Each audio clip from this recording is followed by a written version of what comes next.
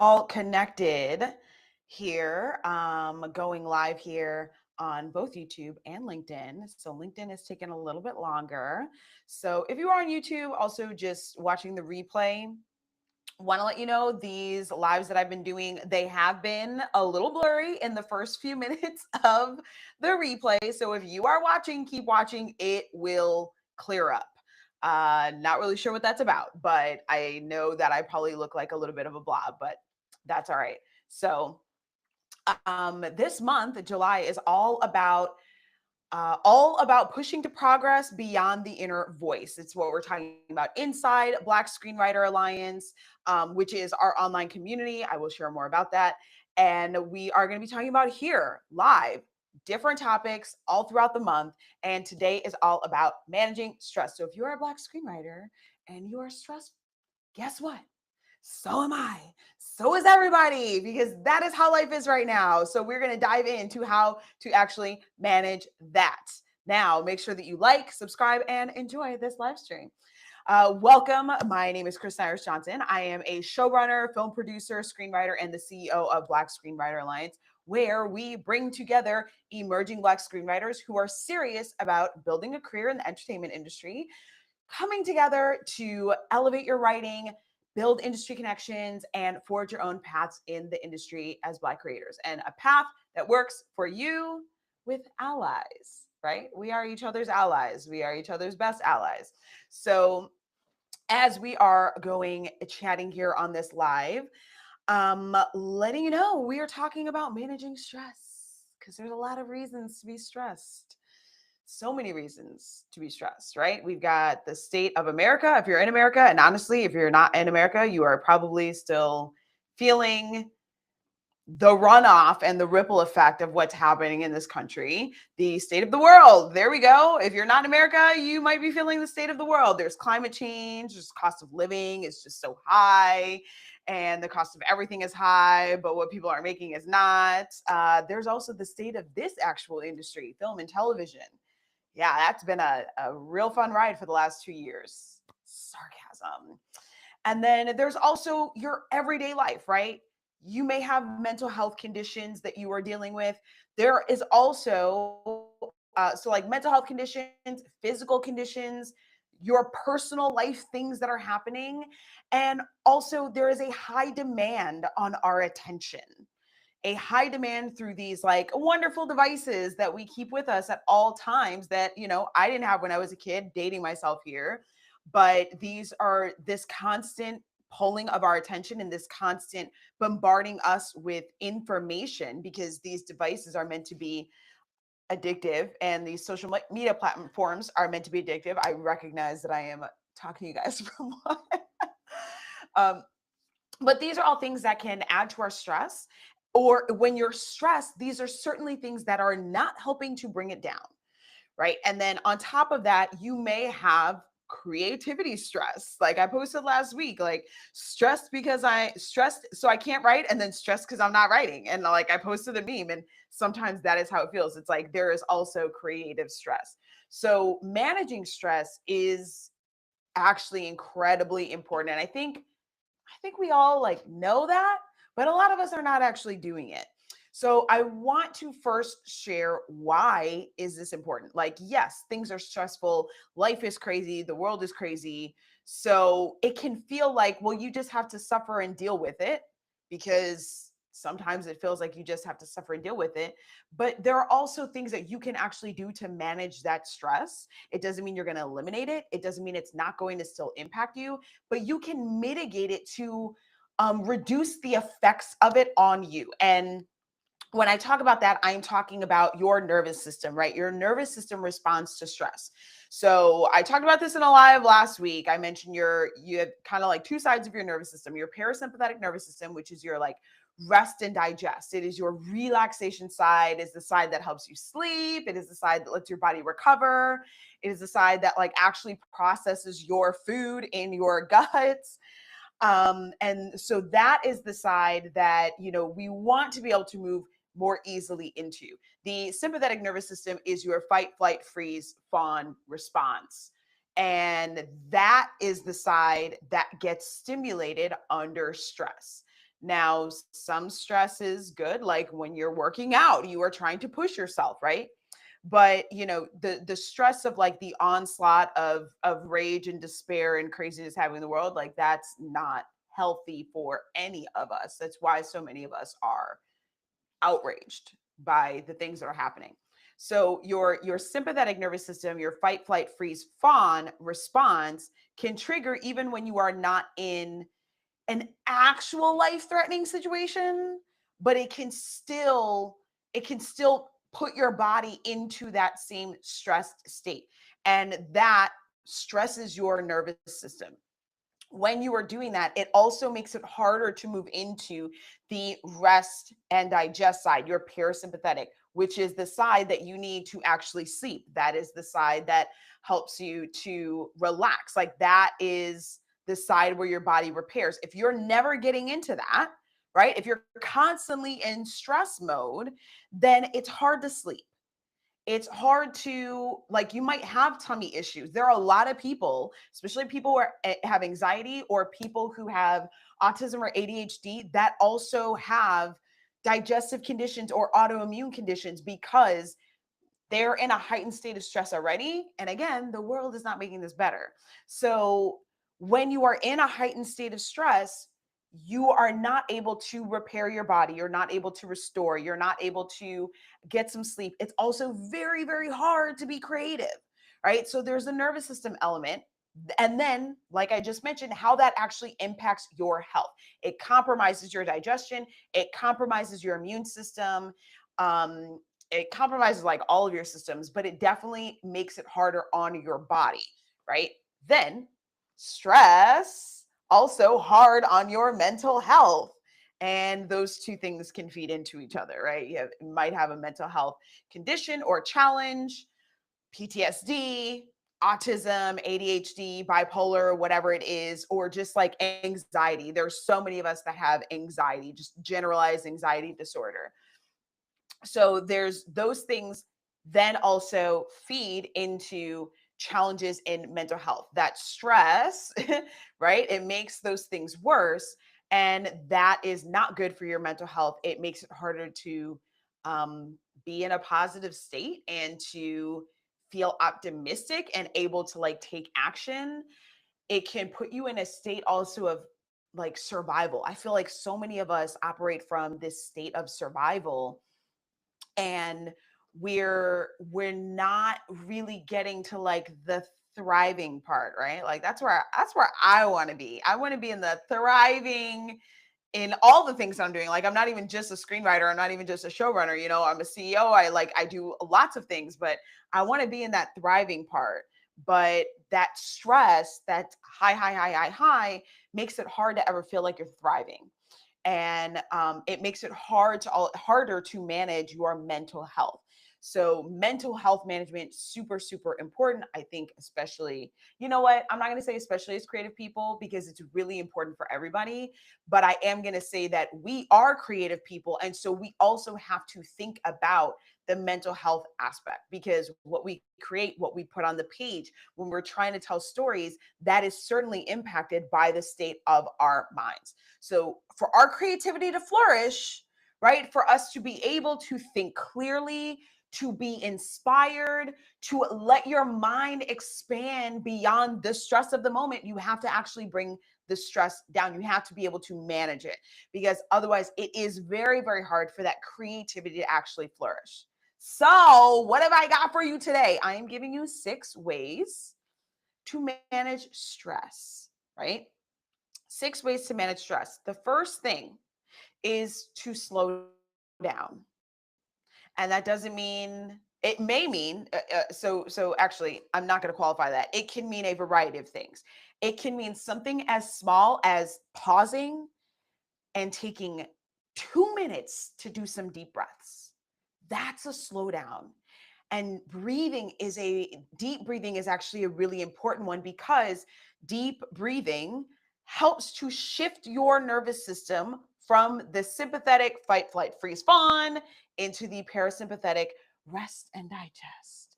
And when you get to switch into rest and digest, your nervous system calms down, your mind is clearer and your creativity can flow. Now, this isn't just about creativity, but I do want to address that these things are going to help your creativity. But this is also just for you, like as a person, as a human being in the world, right? These are things that will help you. So it can be as small as taking 2 minutes to deep breathe. That can be really helpful. It can also be taking breaks. Schedule breaks in your day. Like if your day is loaded with a bunch of stuff, schedule like I'm going to take 5 minutes here. Schedule like 10-minute break.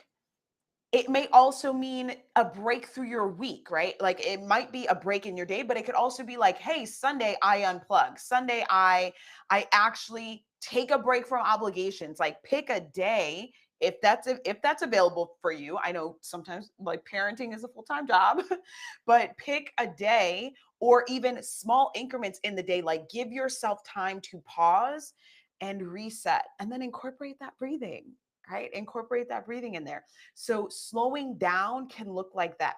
Slowing down can also be bigger action.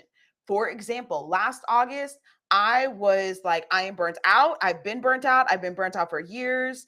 Adding autistic burnout on top of that, I was anxious. I could not create for shit. I could not come up with any new ideas. I was totally toast, right? And I was like, okay, I have got to slow down. This is compromising my health. It is compromising my mental health and it is compromising my creativity.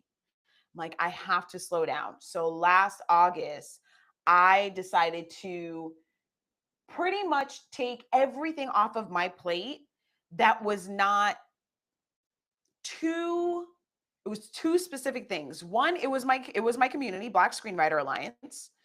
So that was one of the things. I was like, I have to keep maintaining that and managing that. And then the other one was I was taking a program. I was doing a screenwriting program that was about writing craft. Shout out to the script fella. Awesome. That was an awesome program. But I was like, for 4 weeks for August, I'm like, this is what I'm focused on. And everything that's not this, I need to get rid of that obligation because I am crumbling under all of this. So there were projects that I was like, I'll see y'all in September. All right. There were like there was development that was happening on projects that I was like, I will see you in September. I need a pause. I cannot, like, I need to pause and focus on these things and I will come back in September and I will be refreshed. Um, so I tried to take as much things off of my plate for that month and actually like spent time like what happens if I'm like I just want to like go for a walk, right? Like let me just go do things. And so I kept to the things that I was like these are the things I am going to focus on and everything else I am giving myself permission to not deplete myself trying to keep up with it. So maybe that is something that you need to do. Maybe slowing down for you means I need to take some things off my plate and I need to remove some of these obligations, even if it's just temporarily, so that I can come back to center and be able to operate from a grounded, empowered place. All right. So that's number one, slowing down. As small as taking 2 minutes to breathe to taking stuff off of your plate temporarily or permanently.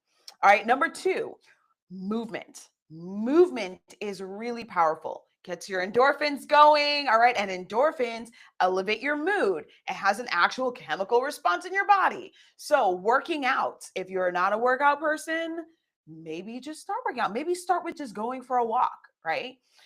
So, working out, it could be dancing.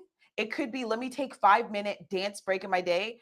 You can combine that with number one, right? Slowing down, taking a break in your day, combine that with a 5 minute solo dance party. I used to do that 5 minute solo dance party, reset, or at the end of my workday, I would do like a 5 minute solo dance party so that I could basically kind of like shake off the day.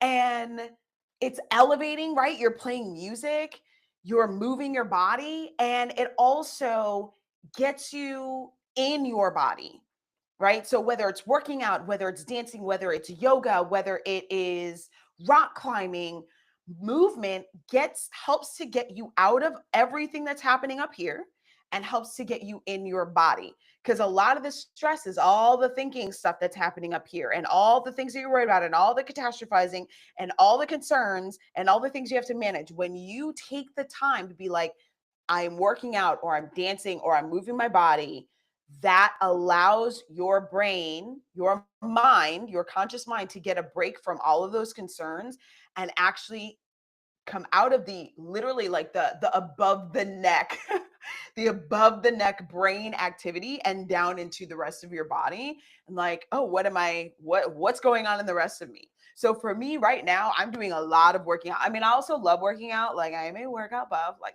check out these guns, baby. All right, anyways. I love working out, but working out is, it's many things for me. One, it is a love, I'm not gonna lie. Two, it is a way that I manage my certain disabilities that I have. It is literally part of my healthcare plan. So I do have to do some kind of working out. But three, especially right now, I am high stress. Okay, got a lot of stress, got a lot of anxiety going on. There's a lot of shit happening and a lot of shit not happening. It's like a combination of both, right? And the world, blah, blah, blah. But working out, because I spend so much time, especially as an autistic person where my brain just doesn't stop, spend so much time up here. When I work out, it really allows me to pull my brain away from that and focus on what I am doing physically. What am I doing? And I have to pay attention, because if I'm swinging kettlebell, I could like break something if I'm not paying attention, right? If I am punching my heavy bag, I could injure myself. I could bust an elbow. I could really hurt myself. I could damage a wrist because I'm not paying attention to what I'm doing. So it really forces me into the moment, not into the future, not into the past, not into the, oh no, I can't believe I said that thing 10 years ago. It gets me away from all of that crap and it pulls me back into this moment right here. What am I doing? And when I do that, it helps to relieve that stress, right? It gives that mental break. Um, and then, like I said, it exercise, working out, dancing, movement, whatever it is, movement also has a biological effect on you in terms of, increasing your endorphins, helping you, like literally chemically making you feel better. And that also helps to reduce stress. So if you're not doing any kind of movement, start small. Start with a 5-minute dance party. Just shake your ass, okay? Twerk it out, whatever. Like, move. Um, or if you want to do something that's a longer, than just dancing, than just like a dancing to one or two songs, then you can go to number three, right? Number one was slow down, number two is movement, number three, go outside, go for a walk, touch some grass, right? I say this from my personal experience. I spend a lot of time at my desk in my office here doing a lot of different work, whether it is managing my business, whether it is, reviewing scripts or working on a script or God knows what else, doing contract work, whatever it is.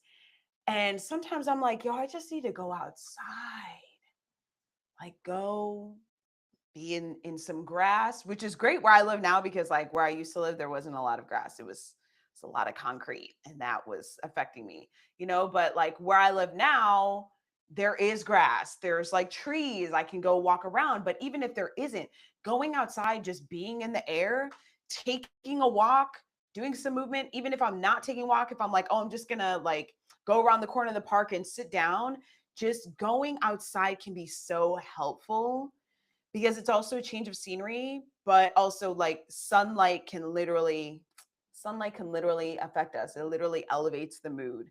Um, so that being outside in the world and not just contained to your space or contained to where you work, like your job or wherever it is that you're spending your time, actually going out in the fresh air is helpful for you. It helps to reduce that stress. And it also takes you out of, you know, the environment that you might be spending most of your time in, and puts you somewhere else. And that little shift can be really elevating. And it can give you a space to just kind of like think or not think, whichever one works for you, and give you a chance to think if you want to like work something out, or it can give you a chance to just take a break and be like, I'm not thinking about this right now. So that is your number. I think that was three. Slow down. Let's see. Slow down, movement, go outside, touch grass. Yes, that was three.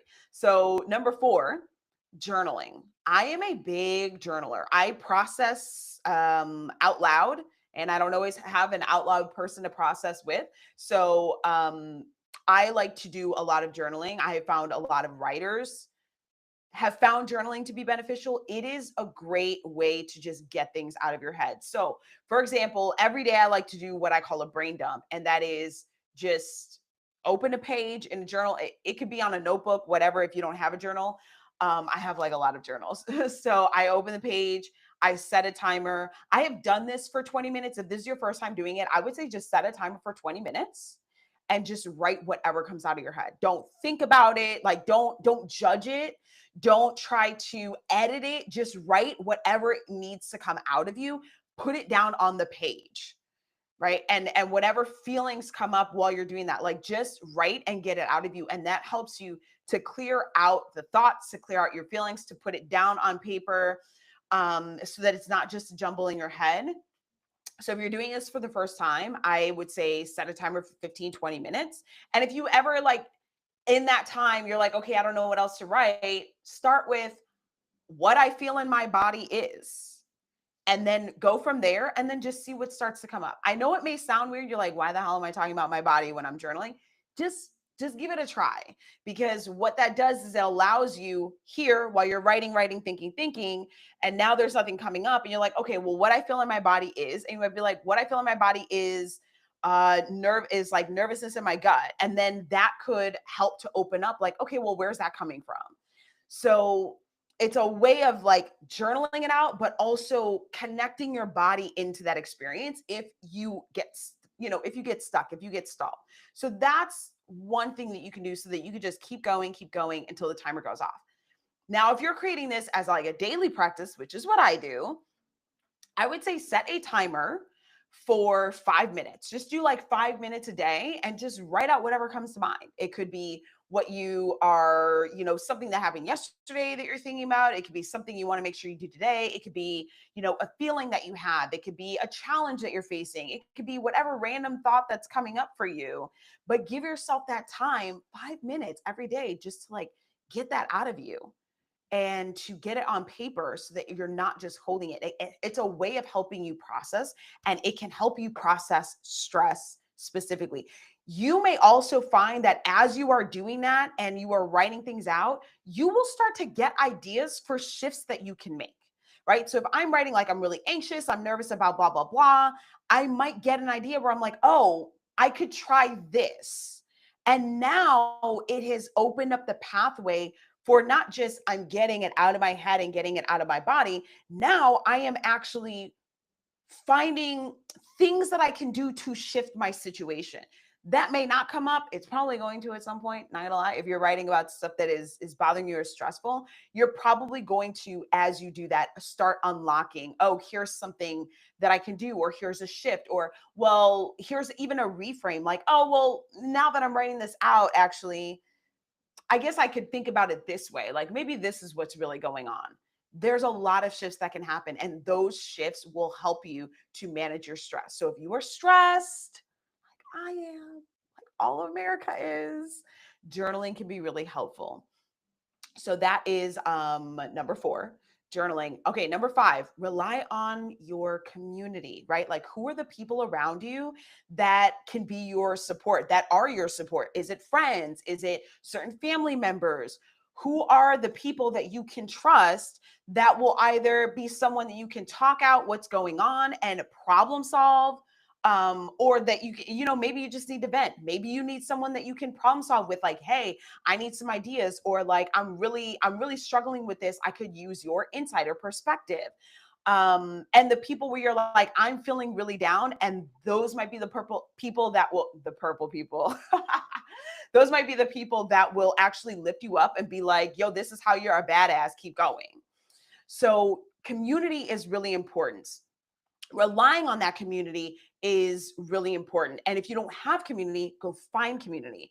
Now, for screenwriters, we do have Black Screenwriter Alliance, and we are in there building relationships, building connections, and building support systems. These are your allies, and they don't have to just be your allies in the industry. They can be your allies, in your life if there's something that's coming up for you. So if you find your people, and if you don't have people, then you need to start finding people. You need to get people. And Black Screenwriter Alliance can be one of those places. All right.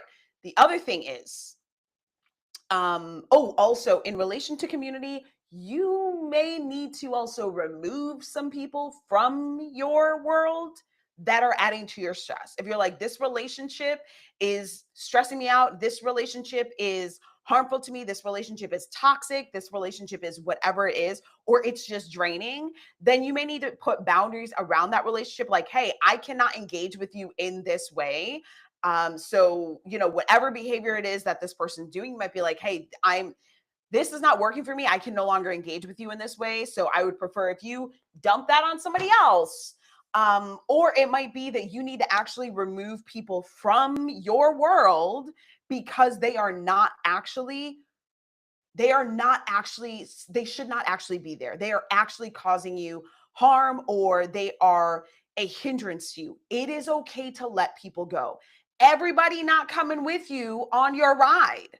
All right. Everybody is not coming with you to the top or to the forward or to the wherever you're going. Some people don't want to go and some people want to keep you back. So you may have to let those people go. That is okay. All right. So that's part of the community piece. And then the last thing is, and this one can actually help you with turning all of these different stress relievers into life practices, and that is boundaries, right? So boundaries definitely comes in with that community element where I said you may have to remove people, but boundaries also around your time. Learn to manage your time. Be like, this is my me time, this is my journaling time, or this is my workout time. Or setting boundaries maybe around your work, like, hey, I don't respond to messages after 8 p.m. or whatever time it is that you want to set. You get to establish the boundaries for your life that allow you to live in a less stressed environment and in a way that actually allows you to flourish and to grow and to move into a thriving state.